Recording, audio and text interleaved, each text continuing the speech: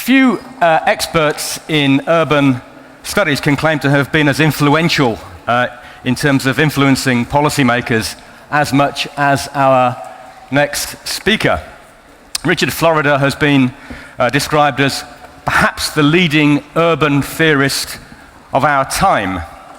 He's a professor and director of the Martin Prosperity Institute at the University of Toronto, and he's a best-selling author of books including the highly influential The Rise of the Creative Class, Who's Your City, and The Great Reset. His presentations have been described variously as inspirational, spellbinding, even mesmerizing, so I'm sure we're in for a treat. Please welcome Richard Florida. Thank you. Thank you. Well, thank you so much for that kind introduction. It's wonderful to be here with all of you, talking about this really critically important nexus of urbanization and health. I'd like to thank the Lord Mayor of Copenhagen and also Mr. Sorensen and all of our colleagues from Novo for making this happen. Their leadership, your leadership on this issue is really critically important. And I'd also like to say thank you and congratulations to all of the cities that are here and that are part of the Cities and Diabetes program globally. I've been to most of the cities here, and I know enough about them to be a little bit dangerous. And what I really want to talk about today are two things. Why, in fact, cities and urbanization are both the greatest opportunity and the greatest challenge of our life, and talk a little bit about what I have been focusing on in my own research and what's of critically importance to you, the increasingly important connection and nexus between urban living, urban lifestyles, urbanization, cities, and health, and why I think we together, from the private sector, from the government and public sector, from the nonprofit and NGO sector, from the university sector, are so important in the beginnings, in stewarding and shepherding the change that we have to make, not only in our 5 or 7 cities individually, but around the globe. You see, we are going through the greatest economic and social revolution of all time. We are all living through the most tumultuous and disruptive economic period in human history. You see, before our time, and if you scroll back through all the millennium that humans have been on this earth, the cornerstone of wealth creation has been the use of natural resources and physical labor power, really in agricultural or simple small-scale communities. We began by settling around fertile riverbeds and river deltas. We developed into small-scale trading communities. We expanded our role in the world, and we developed simple manufacturing, and we had the great Industrial Revolution. You think about the Industrial Revolution, how dramatic and how epical and how tumultuous that was. But still, even during the Industrial Revolution, when we increased productivity by hundreds of times, when we began to see people migrate from farming communities into small-scale and then growing cities, mercantile cities, trading centers, industrial towns, still, the cornerstone of wealth creation was the combination of the natural resources, the raw materials, the coal and iron ore, the petroleum that was in our ground and in our land, and the application of human physical labor power. If you look back and read all of the classical economists, from Adam Smith to David Ricardo to Karl Marx, they all talked about the same thing. In order to grow the economy, we had to optimize 3 factors of production: land, labor, and capital. Our productivity was measured by the number of workers or percentage of workers, of share of workers per ton of stuff produced. Physical output per capita. But something's happened in the past 20 or 30 years that has changed the economic formula and changed the economic calculus. Take this city and this country. Take this neighborhood that we are in today. Great factory complexes across Europe, across the United States, across Canada, across the advanced countries began to deindustrialize. And just in the building we're in, a former industrial building that is used for conference and social events and parties, we began to deindustrialize. And the nature of our economy started to change to something new and something quite different that people only now are grappling to understand. We began to shift from an industrial to a post-industrial economy, from a manufacturing to a service economy, to a technology-driven economy, an information economy, a knowledge economy, or what I like to call an urban creative economy. 100 years ago, more than half of the working population of Denmark or Sweden or Canada or the United States or the United Kingdom worked on farms. Less than 5% of the workforce were members of what I have come to call the creative class. Scientists, technologists, engineers, innovators, researchers, healthcare professionals, educators, lawyers, managers, entrepreneurs. By the year 1950, we had become fully industrialized societies. Now 50% of the workforce in Denmark, across Europe, in the advanced countries were members of the blue-collar working class, working in factories and industrial organizations. Less than 10% of us were employed and members of the creative class. Beginning 20 years ago, the change is ignited. Across the world, the creative class has expanded exponentially. In this city, 50% of the workforce are members of what I call the creative class. Scientists, technologists, engineers, managers. Across Europe, more than a third. In Singapore, half. And in the great cities of the world, like Copenhagen, like Stockholm, like San Francisco, I could go on, 50% in the cities themselves, 85 or 90% in the urban cores. The creative class is to our time what the working class was to our parents' and grandparents' time. It is the great driver of economic and social change, and it is happening in cities. Now, why do I call it a creative class? It's not the information we create or the technologies we produce. It's not the knowledge that we collect by going to school that makes our economy tick. In fact, at a deeper level, if you go back and read the classical economists, if you read the moral philosophies of Adam Smith, or you read Karl Marx, they will tell you the same thing. The thing that powered the old industrial economy was the physical labor power that was unique to human beings. It was the thing that powered the economy and the thing that made us human. But in fact, if you look at your children or grandchildren, your nieces or nephews, you look at any great entrepreneur, artist, musician, singer, painter, great civic leader or mayor, it's not our physical labor that powers the economy anymore. It's not our physical labor that distinguishes us from other species.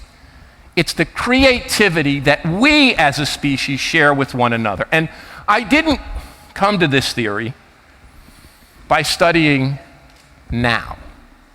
I came to this theory by studying manufacturing companies across the world as a young professor 20 and 30 years ago.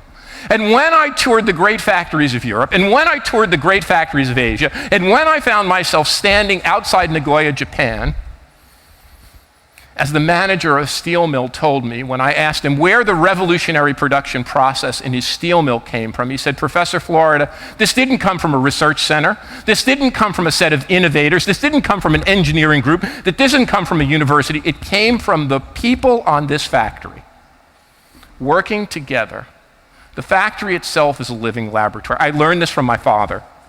My dad's name was Louis Florida. He was the son of Italian immigrants to the United States. He left grade school in the 7th grade to take up work in a factory in Newark, New Jersey, in the old industrial district that looked, in fact, the factory worked and looked just like this.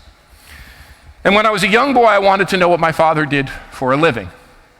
And I would beg him to take me to work, and he said, "Richard, I work in the factory so that you don't have to. It's your job to get an education and to better yourself." But on Saturdays, when the plant was running overtime and I would ask my father, he would take me to that factory. And I would look at the machines, and they were making eyeglasses just like these. I would look at the machines in that factory producing eyeglasses, and I was fascinated by technology, as I am to this day. And my dad told me something I would later hear from every great CEO I would meet subsequently as an adult. But my dad told me this first when I was 11 or 12 years of age. It's not the technology, it's not the machinery, it's not the equipment that makes this factory great. It's the knowledge, it's the intelligence, it's the creativity of the people who work here. So that's the basic economic revolution. A shift from an older agricultural or industrial economy to a new economy across the world. And you know this. Not only if you're from the United States or Canada or Mexico City, you know this in Shanghai and in China, because you discuss it all the time. The nature of our economy is shifting from an old industrial system to a new system where innovation and creativity is the key. Which brings me to the second and more important revolution, enabled by the first. If the old economy, if that old industrial economy was powered by giant multinational companies and factories, if my own father worked at the same company from the day he turned 13 years of age and could get a work permit to the day he turned 65 and could retire. When the company structured our lives as working people, created jobs and employment, and ran the economy, where I'm from in the United States, it was often said, what is good for General Motors is good for the country. Today, the key economic and social organizing unit of our time is different. The industrial economy was an economy powered by large corporations. The creative and innovative economy is an economy powered by what you all lead. We are the CEOs together of the new knowledge and creative economy, because the knowledge and creative economy is nested in cities. Cities, our places, our communities, our metropolitan areas have replaced the corporation as the central economic and social organizing unit of our time. And that's why what we're doing here today is so important. We are knitting together the fabric, the global partnerships between corporations and nonprofits and public sector and government and university research to steward that shift, which still so few people see. The creative and knowledge revolution is an urban revolution. Remember those statistics I told you about? 50% of people working on farms 100 years ago, half the population working in factories 50 years ago, 5% in the creative economy, 10% in the creative economy in 1950. The urban revolution has been even more powerful.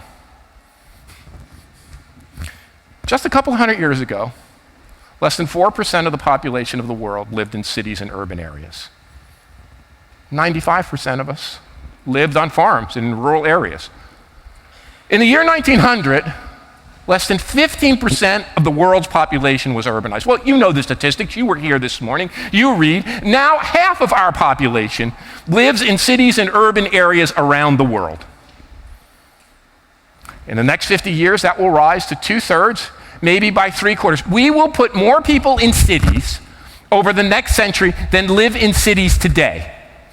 About 3.5 billion people across the world live in cities now. Over the next 50 to 100 years, we'll end up with 8 or 9 billion people across the world being urbanized And 90% of that urbanization will occur where it hasn't happened now, in the emerging economies of Southeast Asia, Africa, and parts of the Middle East. This is the greatest economic revolution in all time, and we will spend more trillions of dollars or euros building cities in our lives than have been spent building cities in all of human history before us. This point bears emphasis.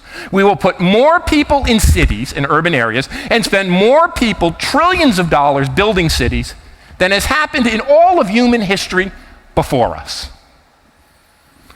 This is earth-shattering. And I would submit to you that urbanization is the grandest of all the grand challenges we face. Climate change, energy efficiency, poverty, conflict and terrorism, peace and tolerance, jobs, poverty reduction, addressing inequality and segmentation. Each and every one of those problems, if we are to solve them, are not going to be solved at the G20 summit that is meeting today. They are going to be solved by making our cities better and doing urbanization right. You see, we have a choice now. We can either act together like we are today, led by Novo and all of your efforts. We can either act together to do it right, or we can just try to wing it by the seat of our pants. And over the next 100 years, depending on how we do, depending on the kinds of cities we build, the kinds of infrastructure we invest in, the kinds of health care and health outcomes we achieve, we'll either end up with a world in which the climate is out of control and poverty spirals and conflict and terrorism grows, or we'll end up in a world which is a much better place. You see, I want to give you insight into even more why cities are so important. People somehow believe that in the age of the internet, in the age of new technology, in the age of Skype and Google communications, air travel, we have shrunk the world, we've conquered distance, and place and community are no longer important. In the words of my friend, the great New York Times writer Thomas Friedman, the world has become flat. Well, maybe in certain things it has become flat. He uses the example of manufacturing that has migrated across the world. He uses the example of call centers that you call for assistance that have relocated to where labor costs are cheap. But if you look at the most important things, if you look at where innovation comes from, where technology achieved, where new ideas are produced, where economic output is created, if you look at those things, you find that the world isn't flat at all. You find, in fact, that the world is spiky. And the great paradox of globalization is that as the world has become increasingly interconnected, that as we sit in this room from Europe and Mexico, the United States, Canada, China, Asia, as we sit here together in a world that has been shrunken and flattened, we have become more clustered and concentrated and spiky than ever before. We looked at this because there's no data. Come back to that. There's no data which just allow us to compare cities in Europe to cities in the United States, to cities in Canada, to cities in Asia and China and all the rest. So we took the satellite images of the world at night. We developed computerized algorithms to look at where the centers of the world economy really are. We found that the world today is structured not around 200 nations that are members of the UN, but 40 megaregions, 40 clusters of cities. The Boston, New York, Washington area, Greater London, Greater Tokyo, the area around Shanghai and Beijing, Mumbai and Bangalore, Sao Paulo and Rio, Mexico City, and I could go on. These 40 megaregions are the real economic drivers of the economy. They produce more than 2/3 of our economic output and 9 in 10 of our innovations, while being home to less than 18% of the world's population. And I'm not the first person to discover this. The person who discovered this became a mentor of mine. She was a woman named Jane Jacobs. She was born in Scranton, Pennsylvania, didn't have an advanced degree, wasn't a university professor, moved to New York City, and in the 1950s began to study her neighborhood in Greenwich Village. Later moved to Canada, where she became my friend. And when I got to know Jane, she was in her 80s. She's the most highly regarded urban theorist of all time.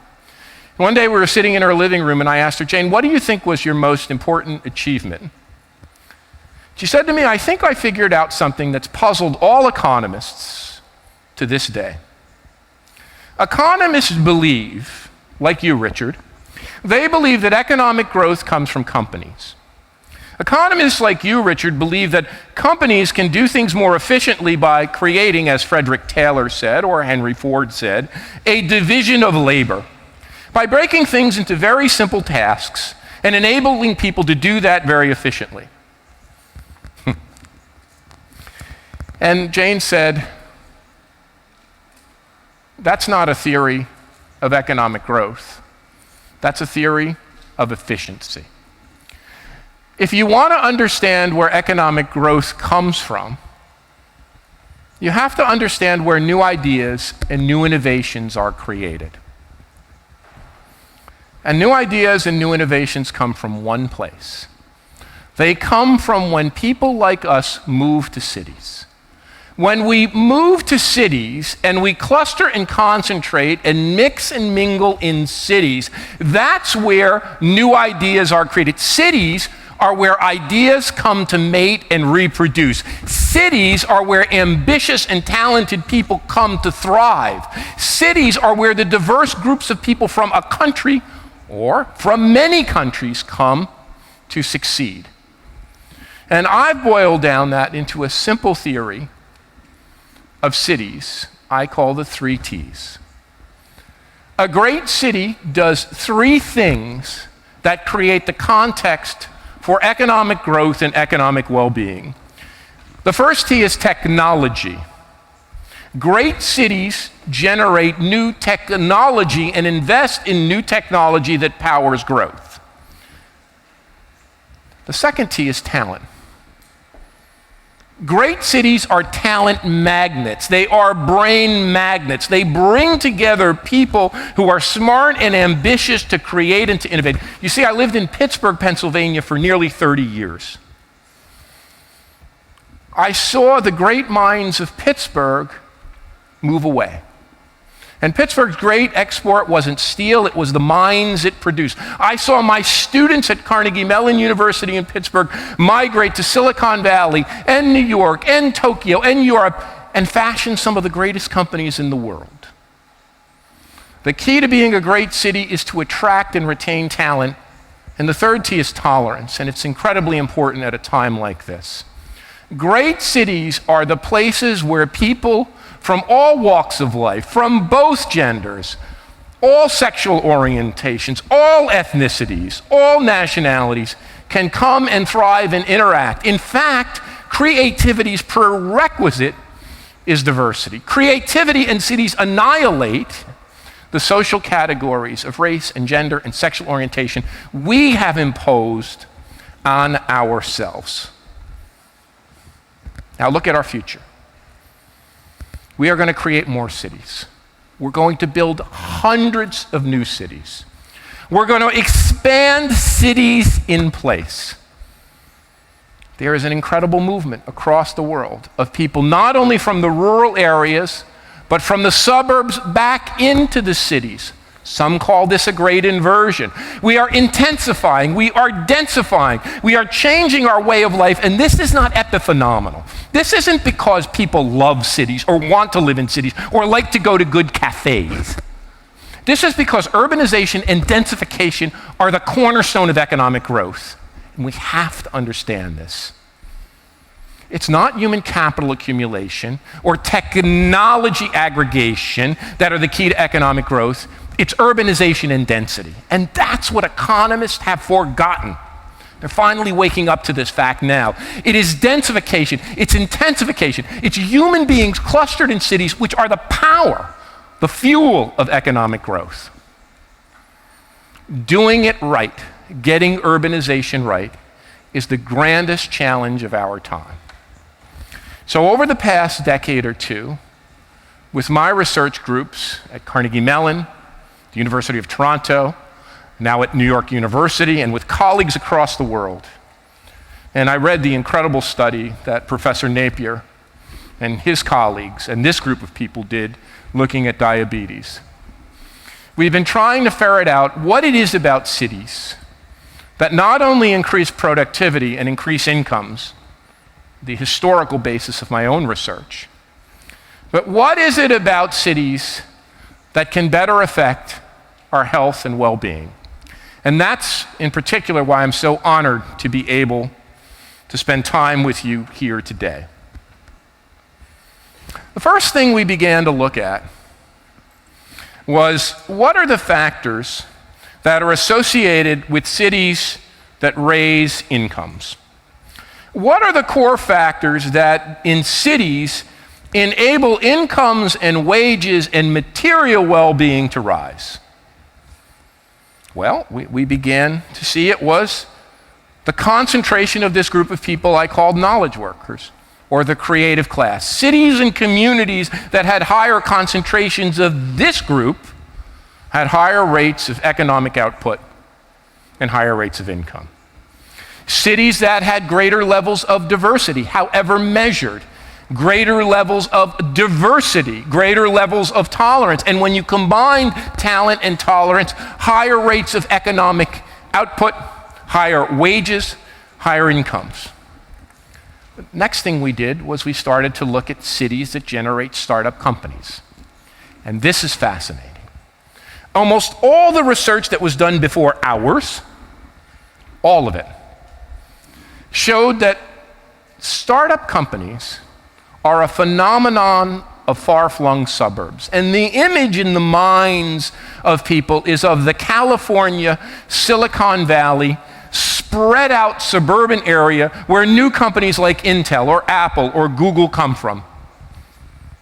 We were able to get the microdata on investment in startup companies and venture capital companies across the entire world. Every single investment. And what we found was something remarkable. Over the course of the past decade, the old idea that technology was a suburban phenomenon that happened in an office park has been turned on its head. The leading centers of venture capital startup investment in the world are vibrant urban centers. It's no longer the Silicon Valley, it's the urban districts that look quite like this in San Francisco. There are two neighborhoods in the world that generate $1 billion in venture capital investment a year. $1 billion. They are both in downtown San Francisco. New York City has emerged as the second largest attractor of venture capital. London has come to the heights. Stockholm, Toronto, Copenhagen, Berlin, Shanghai. These are the places that new innovation and others, new startup, are happening. Cities are the breeding ground of artistic, civic, commercial, innovative creativity. They're the places these things flourish. And then we started to turn our attention, as new data became available, not only to material well-being and material prosperity. Remember, the title of my institute is a Prosperity Institute. To the non-material, to the non-economic sources of well-being and happiness. We initially partnered with the Gallup organization. We surveyed hundreds of thousands of people across the world as to the things that matter to our socioeconomic well-being, our subjective well-being, to our happiness with our life. And the results that came back floored me. I was not prepared for the results we would get. That the places people in the world were happiest were big, dense, diverse cities. Across the board, when we looked at what were the determinants of people being happy, and having well-being, a strong creative class, a strong knowledge economy, lots of density, incredible diversity. Now, you would think, looking at the world today, that places that are diverse are unhappy, that there's a lot of conflict, that there's a lot of problems. But we found just the opposite. Places that were able to value different kinds of people, and where different kinds of people were valued. Rich people, poor people, people of different sexual orientations, races, ethnicities, religion, happiness rose up. Places where that didn't happen, where groups were siloed and segmented and segregated, happiness sunk. We created a pyramid. I hope you find this interesting. We called a place pyramid. It looks kind of like the great psychologist Maslow's pyramid of needs. You know, where he said we first have to make sure we provide for ourselves and we have basic subsistence and we can eat, we're secure, we don't face physical threat. And then as we get more affluence, we become more concerned with meaning and purpose in our life. We found much the same but somewhat different for cities. And if you're a city leader, if you're a mayor, if you're an urban leader, this is so important. Because we tend to focus only on the base of the pyramid. And not just in the emerging economies. This is just as true as the developed and advanced economies, like a place like Copenhagen or New York or London. At the bottom of the pyramid is the most basic need. Yes, people need to feel safe and secure. We need physical security. But in just about every city today, in the advanced world, we've developed to a point where we have greater safety and greater security in the urban areas than in the countryside. At the next level, we found economic opportunity. Economic opportunity is clearly essential. People needed economic opportunity and jobs to have a salary, to have a living, to make a living, and to make a life. But the three factors across the globe that added materially to our well-being atop the pyramid were different. In the middle of the pyramid was us, the leadership, the stewards, the private sector, public sector, NGO, academic, civic stewards of a community. Was the leadership visionary? Did it have far-reaching goals? Was the leadership accountable? Was it not corrupt? Did the leadership involve me? And this we saw as a trend, particularly with younger people. I see it with my students. The ability to be involved in their community. The ability to be involved in making their communities better. We have partnered with leading design firms like IDEO that are working globally. The ability for young business people, like business people at Novo and other corporations, to get involved in projects like this, to get involved in projects in changing their community, were key to how they felt about their lives and their work and their purpose. And when people were more involved and civically engaged, the happiness of the community rose. It's another reason this effort is so important. And the two things at the top of the pyramid, the diversity and inclusiveness of that community. How diverse, how open-minded, how inclusive it was of its people. The more inclusive, the more open-minded, the more embracing, the higher the happiness of the whole community. And at the top, I call it quality of place. Quality of place, not quality of life. The quality of the place itself. Did it invest in its community? Did it have open green space? Did it protect its waterfronts? Did it embrace its history? Its artistic and cultural past? Was that revered? Were there institutions that were invested in that showed that cultural heritage? Were there places for children to play? Were there playgrounds and bike paths that brought people together? What was the quality of place? What were the investments in the place itself? And that quality of place was the number one factor. More important than safety and security, more important than levels of economic opportunity, and of course, all of those five factors went together. And next we began to look at health. And not just overall psychosocial well-being, but health outcomes. And I think that's why I was so excited to come here and meet with all of you, the folks at Novo and all of you from these communities, because our research was pointing us on a parallel track.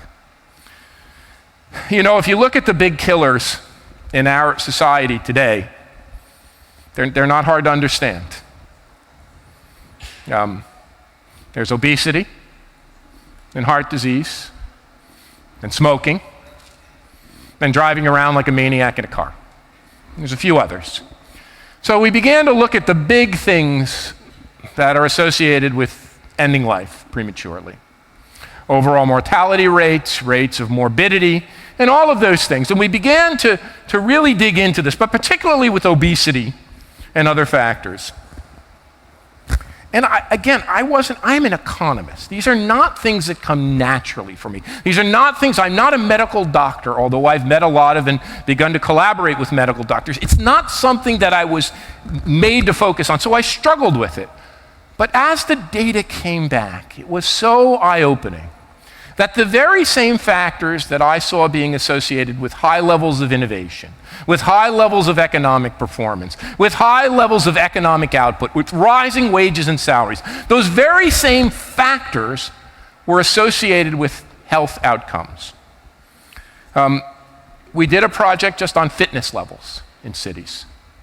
We began to look at why cities had lower body weight or body mass index, higher levels of overall fitness. And the things that came back were higher levels of human capital, higher levels of talent, the same thing that was powering innovation, higher concentrations of the creative class, higher levels of affluence, higher levels of density. Denser places had fitter people. People who walk or bicycle to work.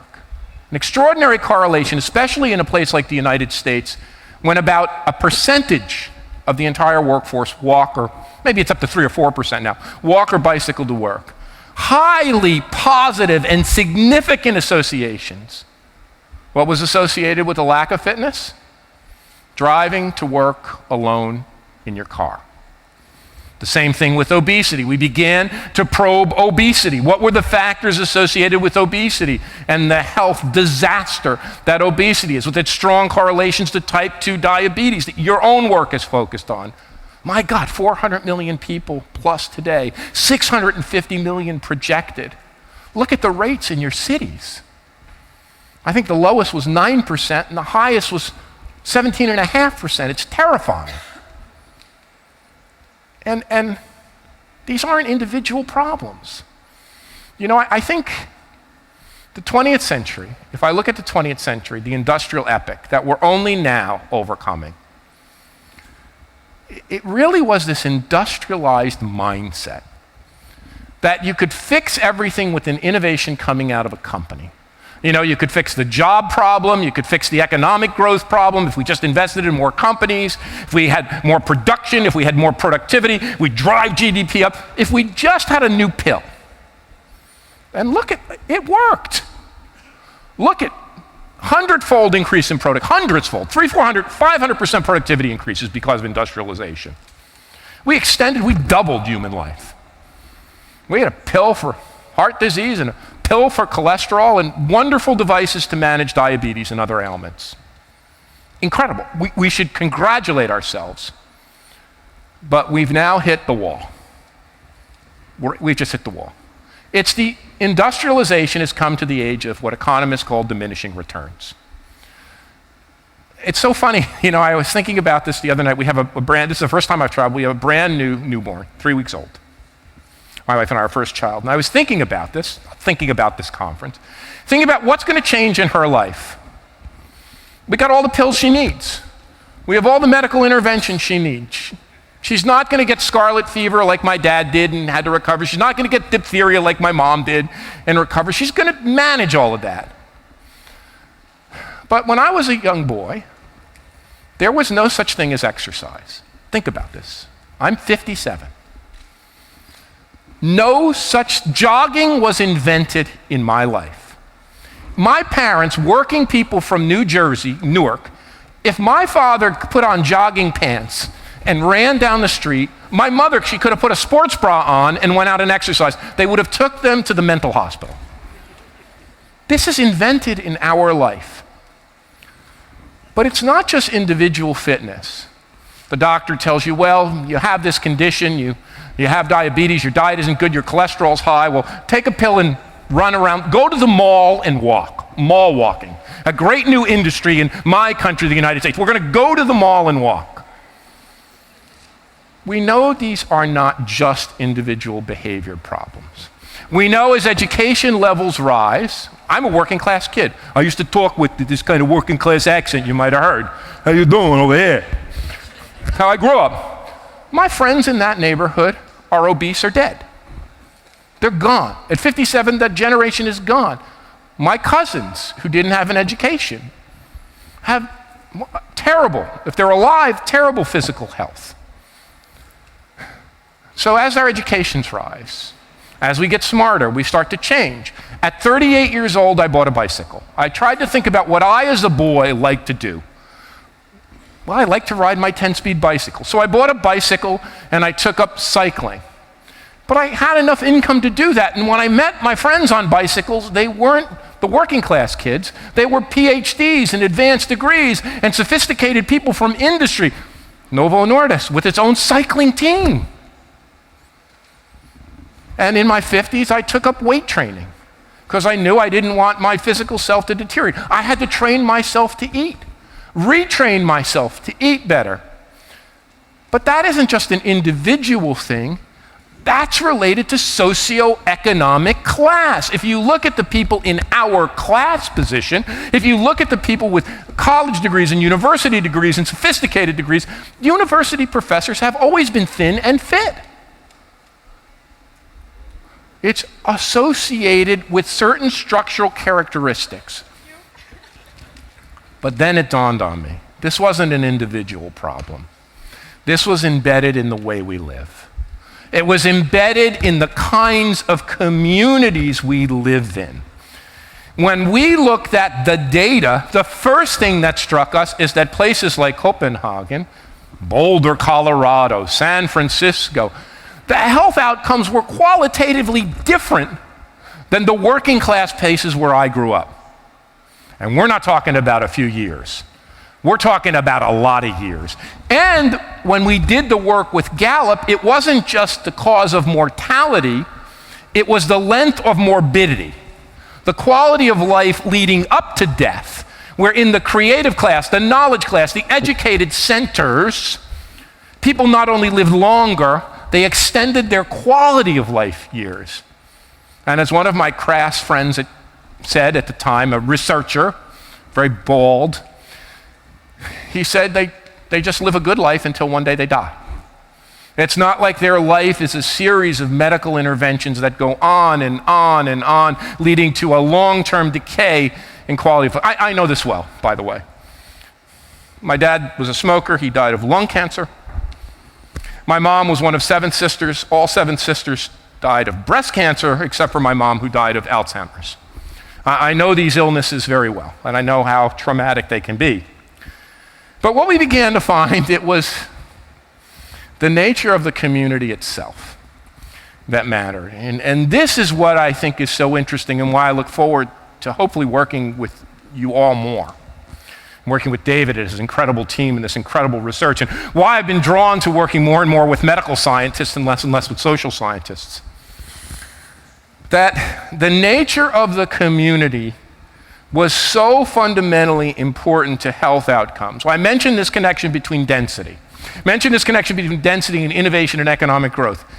Density is a key predictor of better health, no matter how we measured it. We actually created a kind of an overall health index. The denser the community, the more urbanized the community, the more people were packed into that community, just the opposite of what you might think. It wasn't the people who lived out in the far-off rural areas with lots of space and fresh air. The people who live in the densest areas had the best health outcomes. And again, the nature of that community mattered. The more sprawling, the more far-flung, the more commuting by car, the more driving to work alone. Higher rates of ill health, higher rates of obesity. The more people walk, the more pedestrian friendly, the less reliant we are on cars, the more, that is a structural quality of place. look, if we're going to build cities, doesn't this make intuitive sense? That instead of building cities where we drive friggin' cars around and sit on our ass all day and kill ourselves, we built those cities to sell cars. We suburbanized to propel an industrial economy that's over. How many cars do you guys make here in Denmark? I think it's 0 last time I looked. We built this suburban, sprawling place basically to power an industrial economy. So when people like my parents bought a little house on the outskirts of Newark, they bought a refrigerator and an air conditioner and a television set and a stereo system and 2 cars, and it kept the factory lines going where my dad worked. We are now a creative economy where creativity requires density. We're an innovation economy where the more we urbanize, the more innovative we get. The most advanced places, the wealthiest places, like Copenhagen, like Amsterdam, like San Francisco, we can go down the list, have the highest rates of cycling. That's where people are moving back to the city, where they're walking to work. This is the core of innovation, but it's also the core of good health. We have a shift as bigger than the Industrial Revolution. This shift is bigger than the Industrial Revolution. And what we have to do is bigger than the rise of our first great cities and our first great suburbs. We have a total reset that we have to do. We have to build cities not simply to produce more stuff and to create more output. We have to build cities where we can innovate, create, and be healthy. I remember when I was doing the research for my book, Rise of the Creative Class, and for you skeptics out there, or your colleagues who might be skeptical, I was trying to understand why these highly innovative companies enabled what I thought of as slacking, lacking off. Why they were enabling people to take breaks whenever they want. Why were they enabling people to go cycling? Why were they enabling people to go out and go for a walk and get an espresso? And one day I was cycling with some friends and they gave me the answer. We don't work on an assembly line anymore where they can time our movements. Creative people work with our minds. And when like my dad, when he came home from the factory, he opened a can of beer and he put on his favorite sports team and he sat back. He worked with his physicality all day. He used his back and his arms and his legs. For the creative class, for the knowledge workers, when we engage in physical activity, it resets our minds.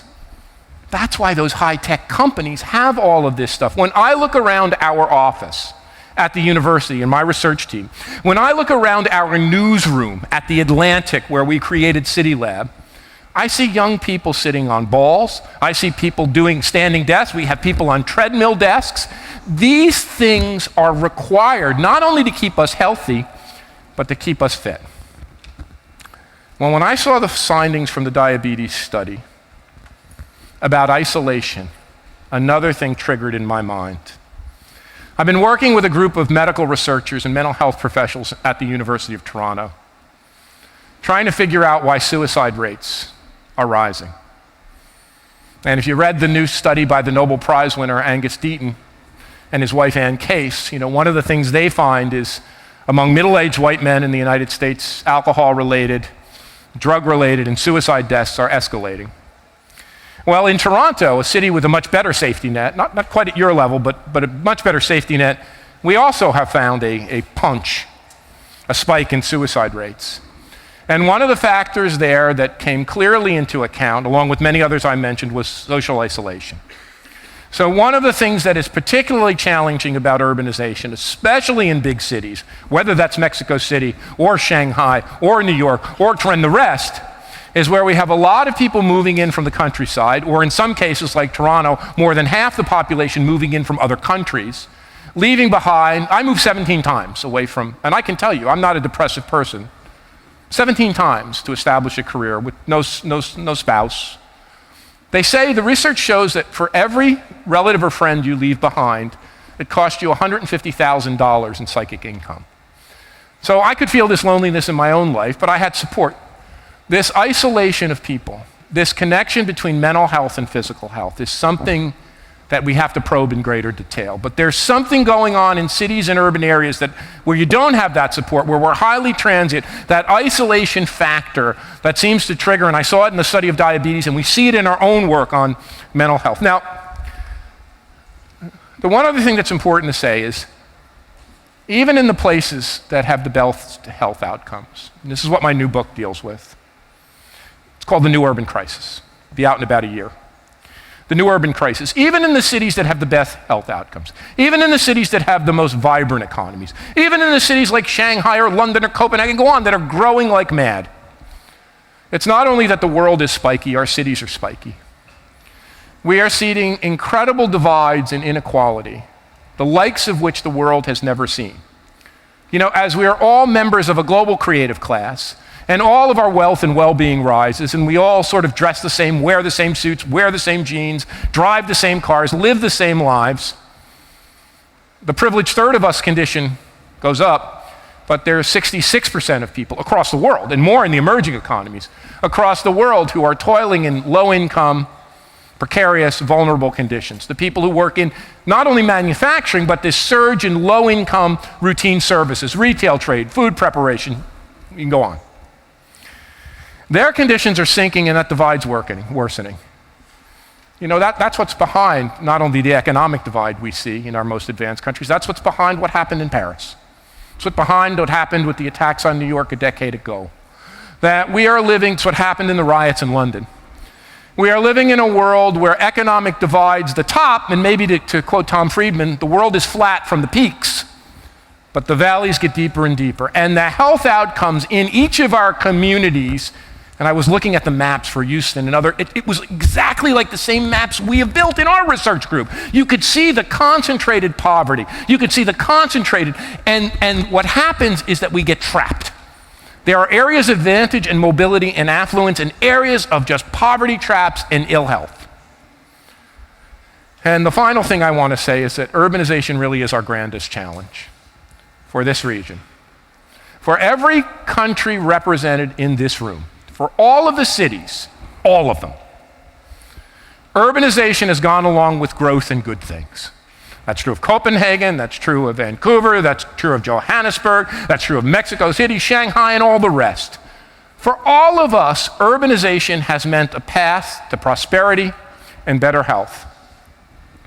But for the first time in our history, that's starting to break down.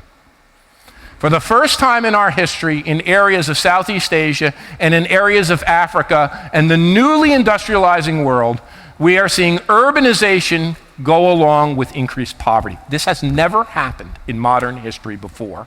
And it's because we live in a global world where we can ship things around, where advantage concentrates.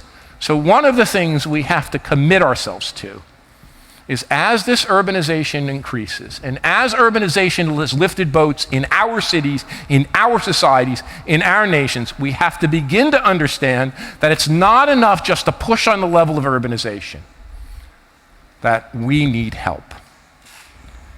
If we're going to fix the problems of health, diabetes, obesity, infant mortality, poverty, violence, crime, and climate change, it's going to take an effort to act on the urban world.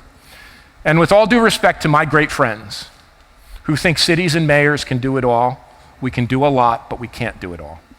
This is going to take a commitment at a global scale of the leading nations of the world, at the leading corporations of the world, of the UN and the World Bank and all the rest, to understand that the only way to create a better world is to build better cities, to make sure mayors and their staffs have the training they need, to recognize that we need economic development institutions at the city level, to make sure that our public health and health institutions, in fact, and I will end on this, at the turn of the last century, we had an incredible innovation in medical profession. It was called the teaching hospital.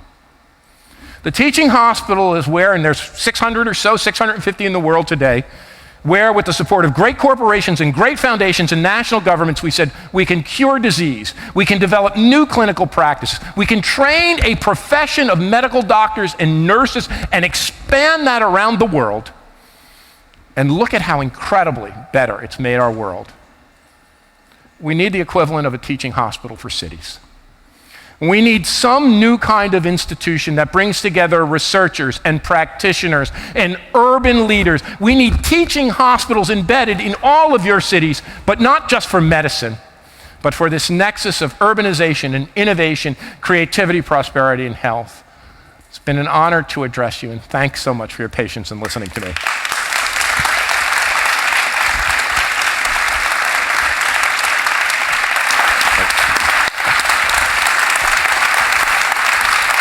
Very kind. Thank you.